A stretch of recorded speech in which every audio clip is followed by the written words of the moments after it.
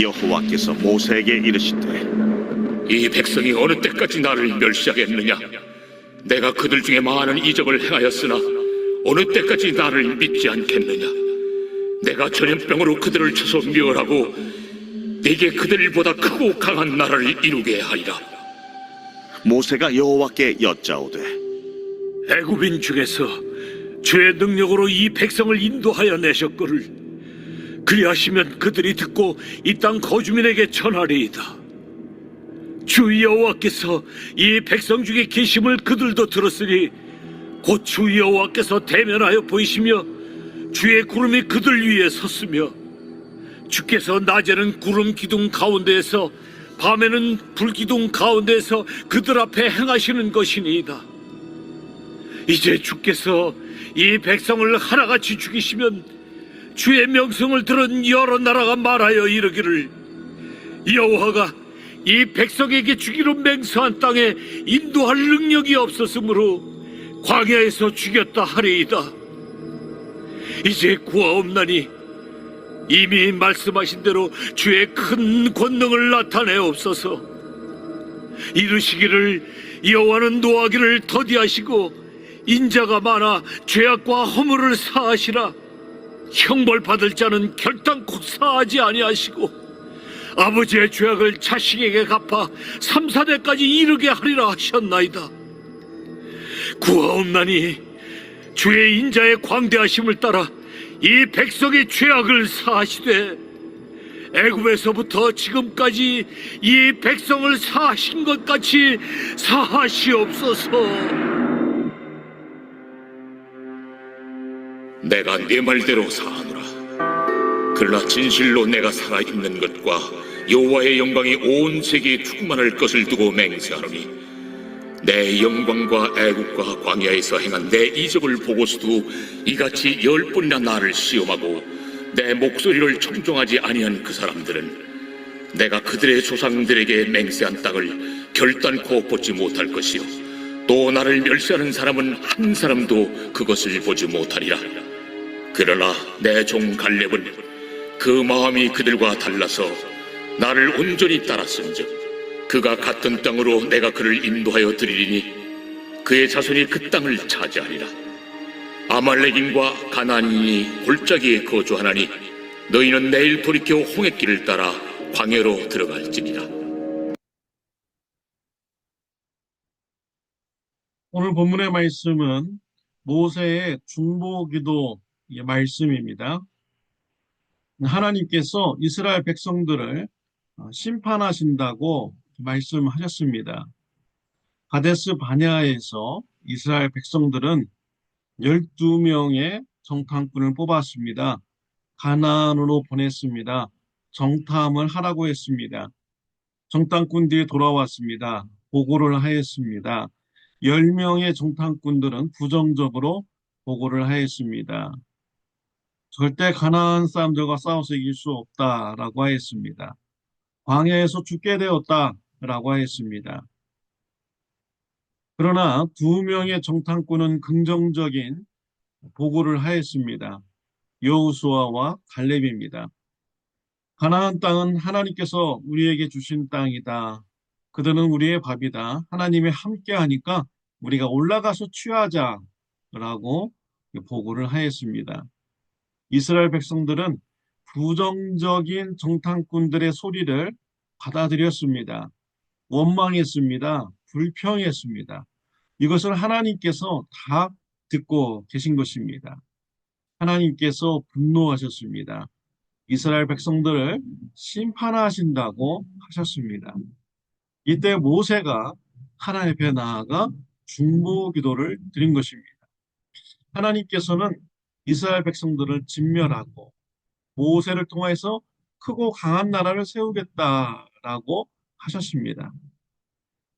하나님께서 왜 이런 얘기를 하셨을까요? 하나님께서 모세의 그 아름다운 마음을 드러내기 위한 것입니다. 모세는요, 이런 하나님의 제안을 거절했습니다. 이스라엘 백성들을 구원해달라고 간구했습니다.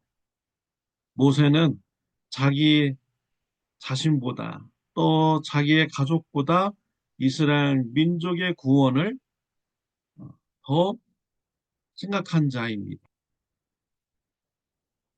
이러한 모세의 아름다운 마음을 하나님은 드러내기를 원하셨던 것이죠. 하나님께서 왜 심판하신다는 말씀을 모세에게 했을까요? 모세가 하나님의 마음을 알고 이스라엘 백성들을 위해서 대신 중보기도하는 이러한 자로 세우기 위한 것입니다.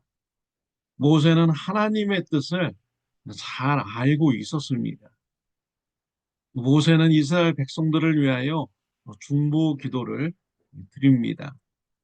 모세는 하나님을 잘 알고 있기 때문에 하나님의 인자하신 성품, 노하기를 더디하시는 성품을 붙잡고 하나님 앞에 간구합니다. 이스라엘 백성들의 죄를 용서해 달라고 간구를 하였습니다.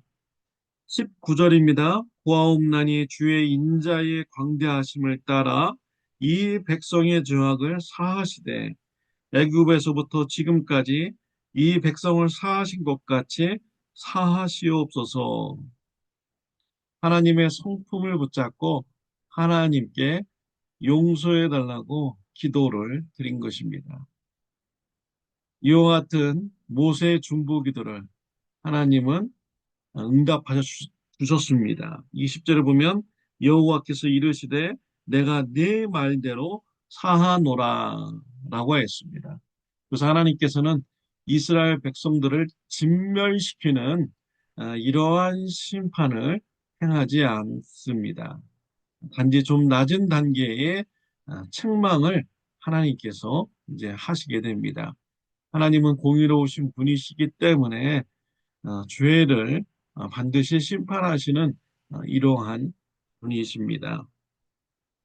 하나님은 모세의 중보 기도를 원했던 것이죠. 그래서 이스라엘 백성들의 죄를 용서하기를 원하신 것입니다. 하나님은 바로 이러한 하나님이십니다. 하나님은 인자하십니다.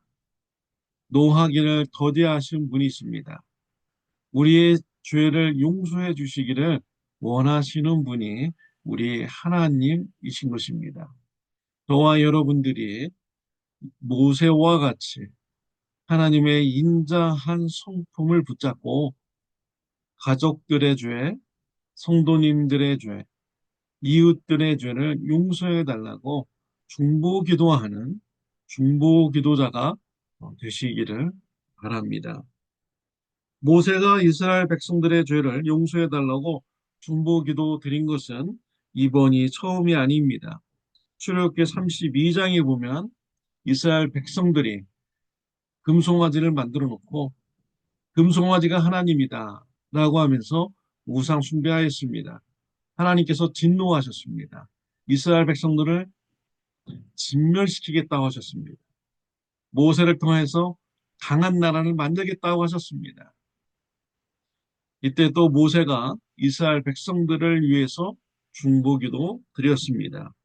출애굽기 32장 31절 32절을 보면 모세가 여호와께로 다시 나아가 여짜오되 슬프도소이다. 이 백성이 자기들을 위하여 금신을 만들어 싸우니 큰 죄를 범하였나이다.